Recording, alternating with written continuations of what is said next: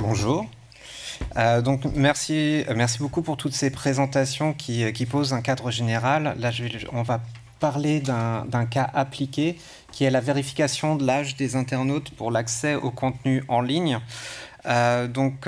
Déjà, pourquoi est-ce qu'on a abordé ce sujet, nous, en interne, cet été? Parce qu'on a suivi notamment les discussions depuis plusieurs années sur les problématiques d'identité et de restriction à l'accès à l'information sur Internet. Et donc, à ce titre, on a regardé toutes les réglementations à l'international. Donc nous, c'est Privacy Impact. Donc moi, Mathieu Camus, de 2002 à 2012, j'ai essentiellement travaillé comme ingénieur et chercheur en intelligence artificielle et biométrie, en reconnaissance de la parole. Et depuis 2012, donc de 2012 à 2015, j'ai travaillé comme expert technique pour la CNIL. Et depuis 2015, j'ai fondé, donc en 2015, Privacy Impact, qui est un cabinet d'expertise en protection des données, donc audit, analyse d'impact et du DPO externe. Donc tout ce qui est gouvernance, cybersécurité et protection des données, également à l'international. Donc ce sujet d'identité et de vérification de l'âge sur Internet. Donc pourquoi est-ce qu'on souhaite vérifier l'âge d'un internaute? Dans quel cas est-ce que ça se présente? Lorsqu'il y a du contenu ou de la vente qui est réservé à une certaine catégorie de personnes, eh bien on va chercher à exclure les personnes qui ne sont pas concernées. Donc il s'agit de mettre en place une mesure technique pour limiter l'accès à du contenu numérique en fonction d'un critère d'âge ici. Et là, on va parler du contenu pornographique qui est librement accessible sur Internet. Il s'agit d'un business model qui s'est construit avec notamment le Web 2.0 qui s'est établi il y a une quinzaine d'années. Et il y a principalement les principaux acteurs proposent des plateformes avec du contenu gratuit, et ensuite, si on souhaite aller plus loin, là, le contenu devient payant.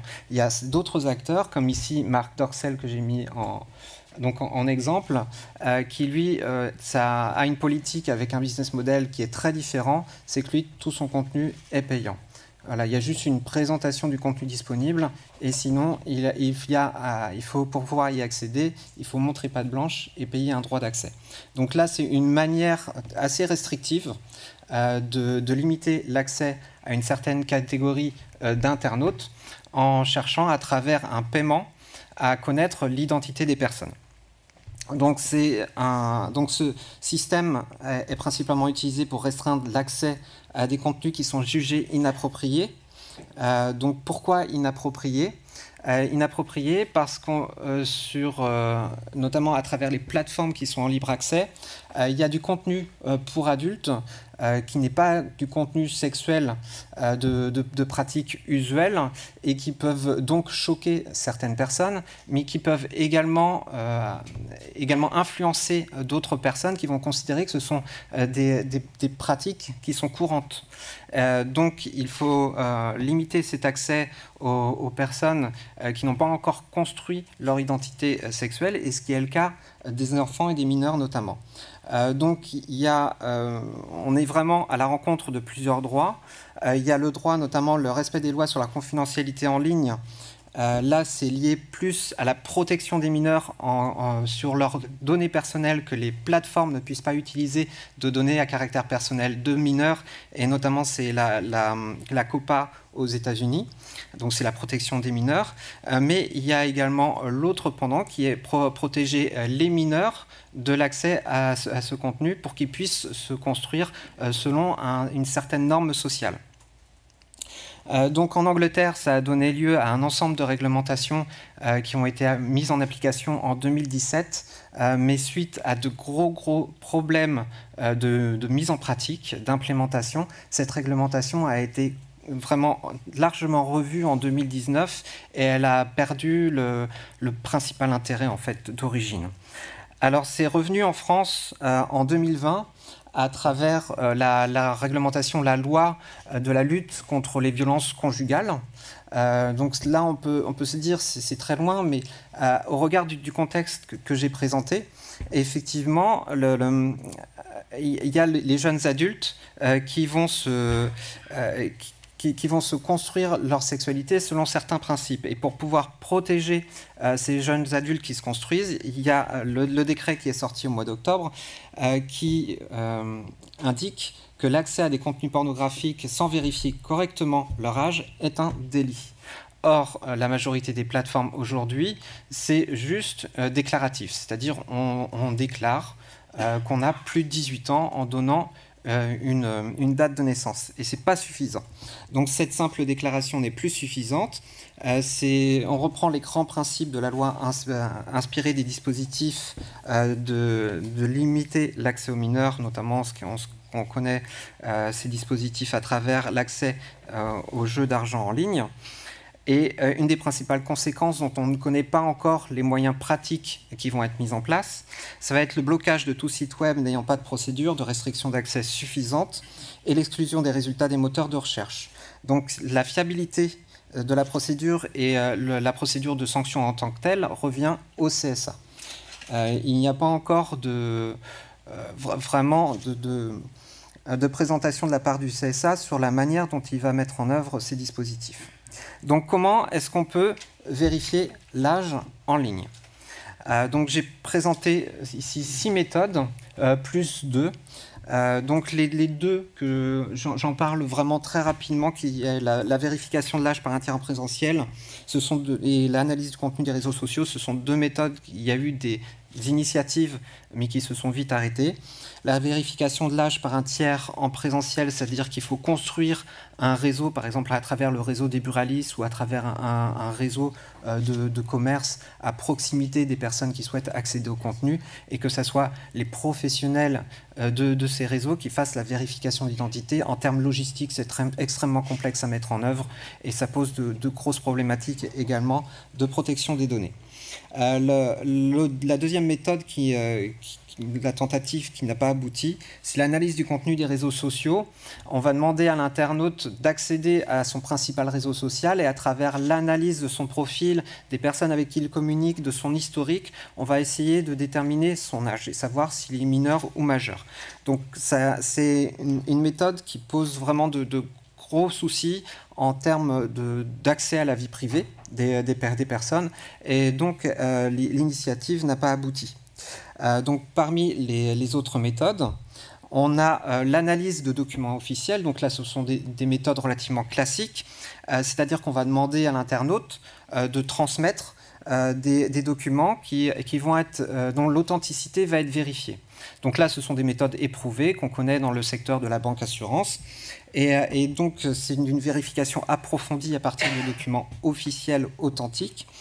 Et pour pouvoir corréler les documents qui ont été transmis avec la personne, il y a la possibilité, dans un second temps, de procéder à une reconnaissance faciale. Donc j'ai mis l'exemple de la société Experian qui propose ce dispositif.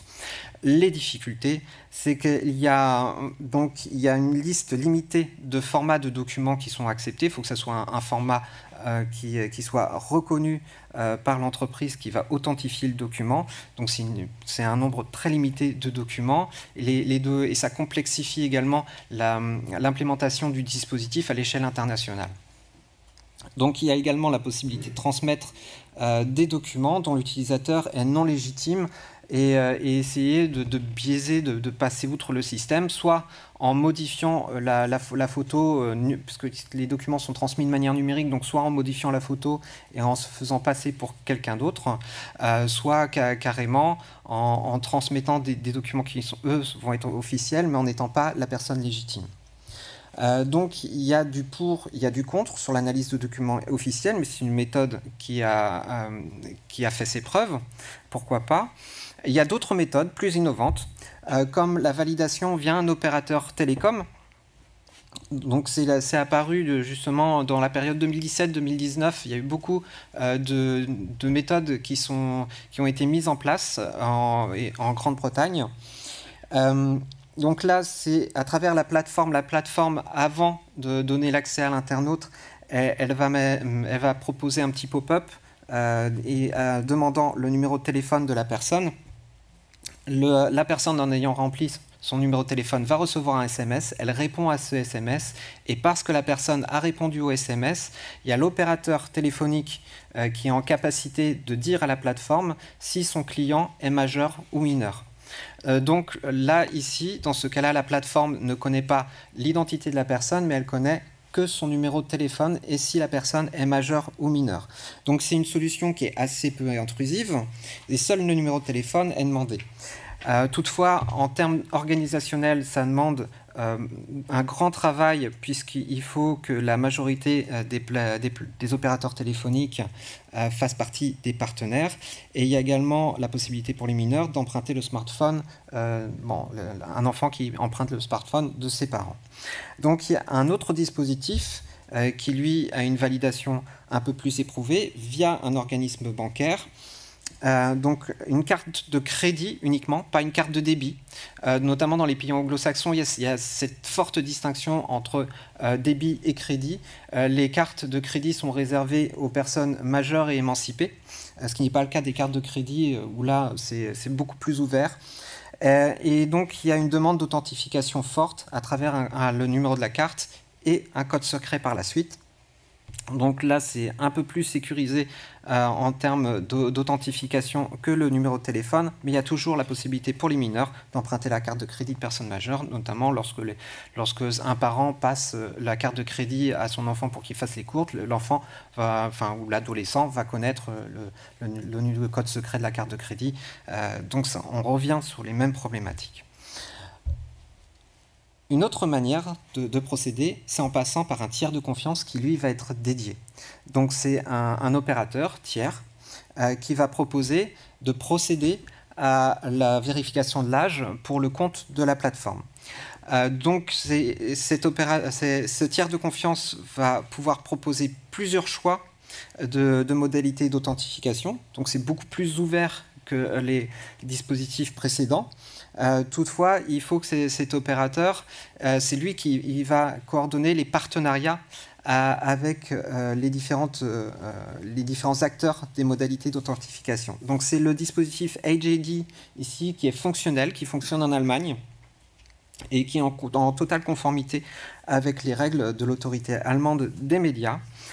Toutefois, le HID qui prend de l'ampleur petit à petit, eh bien, il faut d'une part qu'il se fasse connaître et deuxièmement qu'il entretienne ce réseau de partenaires pour être multimodal. Il y a une méthodologie que nous, on a appréciée à Privacy Impact, c'est l'estimation de l'âge par analyse du visage. C'est une méthode donc issue de l'intelligence artificielle, qui est assez peu intrusive, mais qui est très novatrice, dans le sens où elle va demander uniquement une capture de l'image de la personne à travers une webcam, sans chercher à l'identifier, sans chercher à comparer cette image avec un autre document. Donc il y a une absence de collecte de données personnelles outre que l'image en tant que telle. On revient sur le principe de minimisation que vous avez indiqué. Donc seul un selfie est utile. C'est très accessible puisqu'on peut prendre tout type d'outils à partir du moment où on a une caméra. Et c'est conforme aux principales dispositions réglementaires en Allemagne et en Grande-Bretagne. Donc c'est une technologie qui est très récente, qui est assez peu évaluée. Dans les white papers qui sont disponibles sur cette technologie, il y a des difficultés qui sont relevées notamment en termes de taux d'erreur, bien entendu sur les méthodologies par apprentissage, donc en intelligence artificielle, on va chercher soit à rendre le dispositif très sécurisé, auquel cas il va rejeter un grand nombre de personnes, donc là c'est au détriment de l'ergonomie, ou alors on va relâcher les contraintes de sécurité pour accepter un peu plus de personnes, et là on risque de prendre des mineurs, donc c'est le cas des faux positifs, c'est-à-dire une personne mineure, mais qui est considérée majeure par l'outil. Donc il y a cette marge d'erreur dont il faut tenir compte, et c'est une forte dépendance à la qualité d'apprentissage. Donc la qualité d'apprentissage, c'est qu'il faut un grand nombre d'images pour pouvoir identifier correctement l'âge des personnes. Donc on ne recherche pas à identifier la personne, on recherche juste le critère de l'âge. À la distinction de la reconnaissance faciale, où là la reconnaissance faciale via un document officiel, c'est l'usage d'une application donc toujours dédiée, qui est sécurisée et certifiée, Et donc, il y a le selfie qui est pris et le téléchargement d'un document officiel à côté. Et on va comparer les deux images pour authentifier la personne, pour se dire, oui, la personne qui se présente, c'est la personne légitime qui a transmis le document officiel. Donc, c'est une méthode qui est très éprouvée depuis de nombreuses années parce qu'elle est robuste, parce qu'il y a d'une part la validation du document officiel et donc deuxièmement la reconnaissance du selfie. Donc on a l'authentification du document et l'authentification de la personne. Et dans les outils qui sont proposés, il y a la possibilité de transférer des données supplémentaires à partir de l'application, donc de constituer un véritable profil à l'image de IDAS2 qui est une plateforme où là, la personne qui a la maîtrise de ces données peut compléter son profil pour le destiner à tel ou tel type d'usage. Alors, les inconvénients, c'est qu'on sur ce dispositif de reconnaissance faciale, on est sur de la collecte de données biométriques très intrusives et avec un risque d'impact élevé sur les droits des personnes. Il y a le règlement en cours de discussion, le règlement européen sur l'intelligence artificielle, qui réserve grandement les usages de la biométrie et qui l'indique à très haut risque, voire même à l'interdire carrément les usages de la biométrie. Donc il faut peser la balance du pour et du contre sur l'usage de tels dispositifs pour l'accès à ces plateformes. Pour revenir sur la distinction entre l'analyse du visage et la biométrie, l'analyse du visage, c'est une simple estimation de l'âge. Il n'y a pas de création de gabarit. Le gabarit, c'est la mesure des points du visage pour essayer de déterminer l'unicité du visage par rapport à un autre visage. Donc il n'y a pas de création de gabarit dans l'analyse du visage simple, à la différence de la reconnaissance faciale, où là on va chercher les caractéristiques individuelles des personnes, et il y a un gabarit biométrique, donc l'ensemble de ces mesures qui va être conservé par la plateforme ou par l'outil pour justement pouvoir détecter plus rapidement l'authentification des personnes la fois suivante lors du prochain accès. Alors, parmi toutes ces technologies, ces technologies, c'est pas du tout noir, tout blanc. Il faut rechercher un équilibre entre la performance de ce qu'on souhaite faire, c'est-à-dire donner l'accès à des personnes majeures sans que des personnes majeures qui a été considérées comme mineures ne soient refoulées, et le respect de la vie privée, c'est le principe de minimisation, essayer d'avoir le minimum d'impact sur les personnes en termes de collecte de données et de ses usages. Donc nous, on apprécie vraiment beaucoup l'analyse du visage pour l'estimation de l'âge. C'est le traitement d'un simple selfie, et c'est une simple classification par tranche d'âge sans biométrie, très peu intrusive, mais il s'agit vraiment d'une solution technologique qui est relativement jeune, qui s'améliore, puisqu'on a les différents livres blancs, on a lu de 6 mois en 6 mois les différents rapports, et c'est une technologie qui s'améliore grandement. Donc on pense que d'ici quelques années, ça sera une technologie assez éprouvée et très utile. Bien entendu, en fonction des usages, en fonction des besoins, il y a un paramétrage du seuil de validation pour limiter les faux positifs et risquer de refuser des personnes légitimes. Les personnes légitimes qui se verront refuser, il y aura toujours la possibilité de revenir dans un second temps sur une méthode plus classique. Merci beaucoup.